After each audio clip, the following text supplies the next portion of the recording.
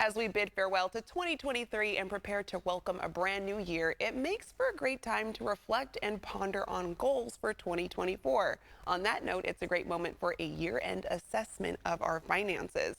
School's First Federal Credit Union wants to share a few year-end money moves to set us up for success in the new year. Joining us is Nathan Calhoun, Calvin Point branch manager for School's First Federal Credit Union. Hey, Nate. Good morning. Good morning. Okay, so I can't believe we're already talking about the end of the year. I feel like know. I should be telling you Happy New Year already now. Absolutely. But is there anything you recommend with regard to holiday spending and budgeting, Nathan? I know I come in here a lot and I'm talking about budgeting, but the end of the year, no exception. It's a very important time.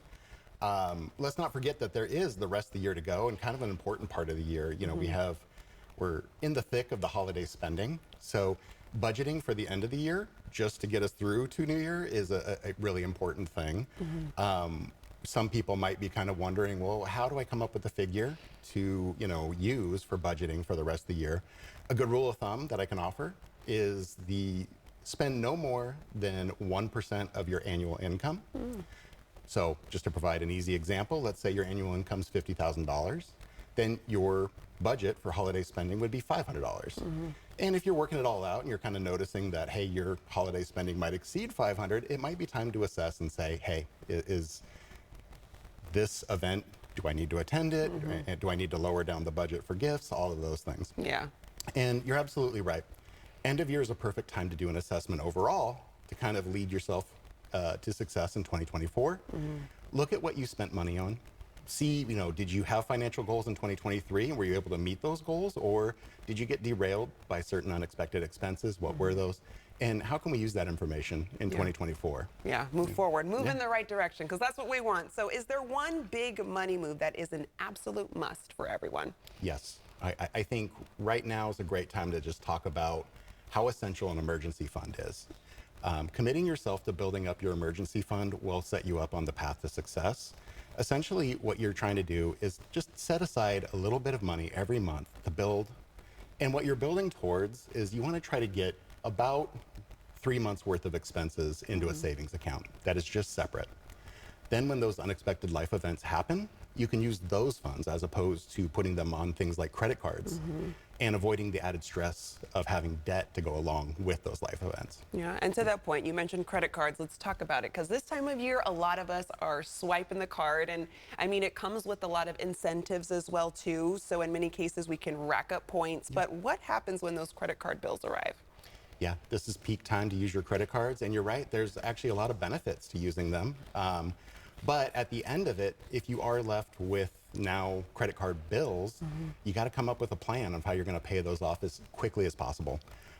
One thing I can offer is, if let's say you use multiple cards and you have multiple debts, try to focus on the card that has the highest interest rate. Pay that down the fastest until you get that paid off, then move on to the next one and the next. You can kind of see the progression. Basically, you're trying to knock down the amount of interest that you pay. Another thing I can suggest is looking out for a personal loan and consolidating your debt. This would be a fixed interest rate loan where you have a single payment per month as opposed to multiple payments. And like I say, you generally get put on a schedule where you know when it's going to get paid off. The payment amount's going to be the same every month, so it makes it easy to budget. Okay, these are helpful tips, Nathan. Every time you come on, I'm like, okay, he makes it sound like I can do this. I can achieve this. It's possible when you break it down in that way. So let's talk about a year-end insurance review, because I'm not doing it. So why should we start implementing this? Yeah, everyone kind of just tends to keep their insurance and not really question it, right?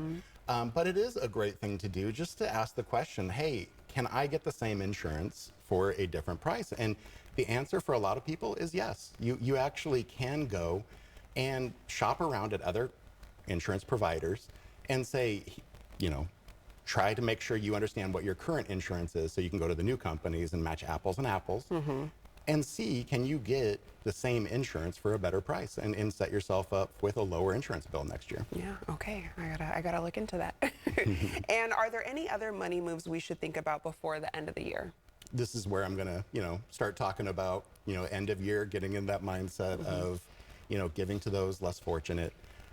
It's a great thing to do and it makes you feel good. Yeah. But I can also add that there is a financial benefit. It can actually lower your 2023 tax bill.